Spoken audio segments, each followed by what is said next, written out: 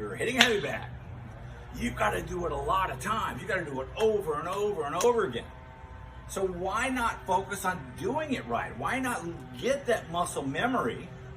And I tell my students all the time, the mind doesn't understand whether you're under physical duress or emotional duress when you're trying to anchor something in. So as I learned as a professional fighter, in the training, the hardest part about being a fighter is whatever could happen in the ring has had to have already happened in the gym. So a lot of hard workouts.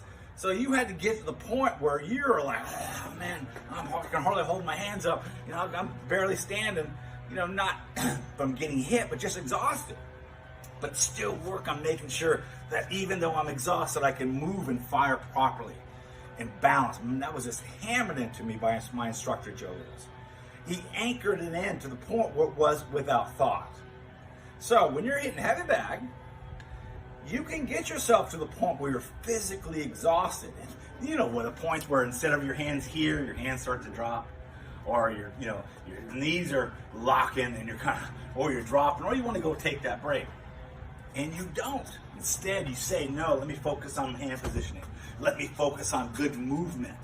Let me work on good balance. And now, your mind and body's under duress.